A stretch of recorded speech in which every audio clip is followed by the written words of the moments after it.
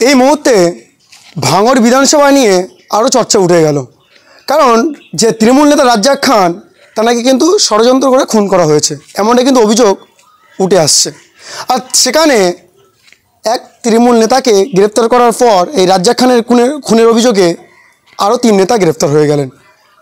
এবং তাই নিয়ে আজ আসলাম আইএসএফ নেতা মালেক মোল্লার বাড়িতে, এবং এই নিয়ে মালেক মোল্লা কি বলছে আপনাদের শোনাবো। তৃণমূলের নেতারাই তো জড়িত হবে, কাজটা তো তৃণমূলের নেতারাই করিয়েছে, তা কারা ধরা পড়বে? পুলিশকে প্রভাবিত করার ক্ষেত্রে এখানে শওকত সাহেব ব্যর্থ হয়েছেন, যার কারণে ওনার যে প্ল্যান সেটা সাকসেস হয়নি।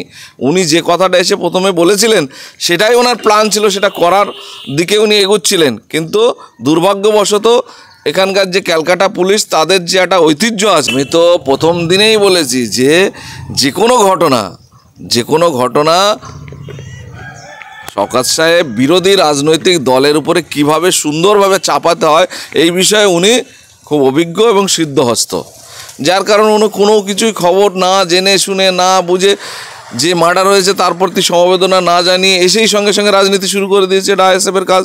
আইএসএফের নওশাদকে অ্যারেস্ট করতে হবে, মুখ্যমন্ত্রী এবং পুলিশ কমিশনারকে আবেদন করছি। সুতরাং ওনার লোকজন যে কাজকর্ম করছেন সেই কাজকর্ম ওনার নলেজে আছে কিনা আমার জানা নেই, হয়তো ওনার জানা নেই, যার কারণে এই ধরনের মানে উনি মন্তব্য করে ফেলেছেন। এখন যেটার উপরে খুব বেশি প্রেশার দিয়ে চেষ্টা করছিলেন এস্টাবলিশ করার, যখন দেখছে যে ধরা যারা পড়ছে একের পর এক ওনার দলের লোক, ওনার কাছের লোক ওনার পেছনে বসালো, তখন ওনার আস্তে আস্তে বয়ান চেঞ্জ হচ্ছে। যে তাদের যে একটা সম্মান আছে দেশ জোড়া, সেই সম্মান রক্ষা করতে গেলে ওনাদের সঠিকটাই দেখাতে হবে, আর সেই সঠিক তদন্ত করতে গিয়ে ওনারা নিজেরাই ফেঁসে গেলেন। এবং যারা যারা করছে তাদেরকে এখন বলছে তারা আমাদের দলের কেউ না, কোনো দায়িত্বে ছিল না, কিন্তু ফুটেজ দেখলে দেখা যাবে প্রত্যেকটা মিটিংয়েই উনি বড় নেতাদের পেছনে বা পাশে বসে আছেন। এবং যেদিনে মার্ডার হয়েছে রাজ্জাক খান সেই দিনেও ভাঙড়ে যে মিটিং ছিল সেই মিটিংয়ে উনি ছিলেন, এবং সেই মিটিংয়ে উনি শুধু ছিলেন না, উনি আমন্ত্রিত ওই মিটিংয়ের একজন পার্টিসিপেন্ট। এবং দীর্ঘ টাইম ধরে ওনাদের যে পার্টি অফিস সেই পার্টি অফিসে ছিলেন, এবং তাদের বাড়িতে তার মানে স্ত্রীদের দেখিয়েছে যে একটা মাচা করা আছে, সেই মাচার মধ্যে সব ফ্লেক্স টানানো আছে, এবং তার নামে গত পঞ্চায়েতে যে দেয়াল লিখন সেই দেয়াল লিখনের ছবি আমরা সোশ্যাল মিডিয়ায় দেখতে পাচ্ছি। মানে এইসব বলে মানে এখন গায়ের উপরে দায়ভার নিতে চাইছে না, ঝেড়ে ফেলার চেষ্টা করছে। যখন আসামি প্রমাণিত হচ্ছে যে তৃণমূল দলের সামনের সারির লোক এবং একেবারে ছায়াসঙ্গী কাছে থাকতো সবসময়, সে এখন ঝেড়ে ফেলার জন্য দায়ভার মানে এইভাবে বলছেন। এটা বলে সাধারণ মানুষের চোখ এড়াতে পারবেন না। সাধারণ মানুষ কিন্তু এটা নিয়ে চিন্তা করছেন এবং ভাবছেন আর হাসছেন যে এরা বলছে কি আর করছে কি। বলবো নিশ্চয়ই গোপন তথ্য কিছু আছে, মিডিয়ার সামনে বললে ওনার মানে অসুবিধা হতে পারে, এবং আমি তো আশঙ্কা করছি উনি যদি সত্যিটা ঠিকঠাক মতো জানিয়ে দেয় তাহলে ওনার জীবনও চলে যেতে পারে।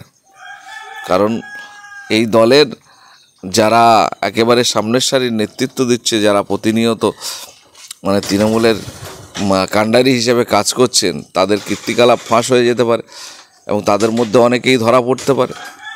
আমি তো বিশেষ সূত্রে খবর পাচ্ছি, সত্য মিথ্যা যাচাই করার মতো এই মুহূর্তে আমার অবস্থানে নেই, কিন্তু এমন একজন নেতার নাম মোফাজ্জেল বলেছে, সে যদি ধরা পড়ে এখন অবস্থা খুব খারাপ।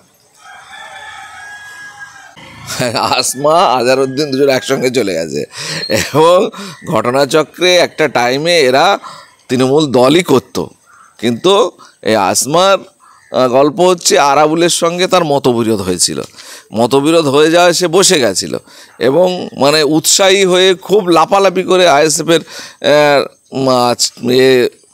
সঙ্গে সে যুক্ত হতে চেয়েছিল জোর করে।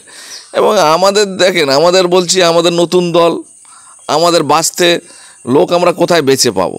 সবাই তৃণমূল, নয় সিপিএম, নয় কংগ্রেস, যারা করেছে তাদের মধ্যে একটা বড় অংশ ভেঙে এসে আইএসএফে যুক্ত হয়েছে। এখন সবাইকে বাছাই করা এত শর্ট টাইমে আমাদের পক্ষে সম্ভব হয়নি, যার কারণে একটা টাইম তারা আইএসএফের সঙ্গে ছিল। এবং আইএসএফে যখন দেখতে পাচ্ছে যে ওই আগে আমি বললাম যে তৃণমূলের মতন লুটে খাওয়ার জায়গা নেই, এখানে এখানে যে নেতৃত্ব, এখানে যে দল, সেই দলে গরিব মানুষের হক মেরে খাওয়ার কোনো জায়গা নেই। এখানে লুটের রাজত্ব এই দলে থেকে করা যায় না। এইটা তারা যখন বুঝতে পেরেছে, তারা আবার ব্যাক করে ফের তৃণমূলে চলে গেছে। তৃণমূলে গিয়ে তাদের যে মানে আসল যে চরিত্র, সেই চরিত্র অনুযায়ী তারা কাজ করা শুরু করেছে এবং এখন ধরা পড়েছে। তা আমরা আর কী বলতে পারি।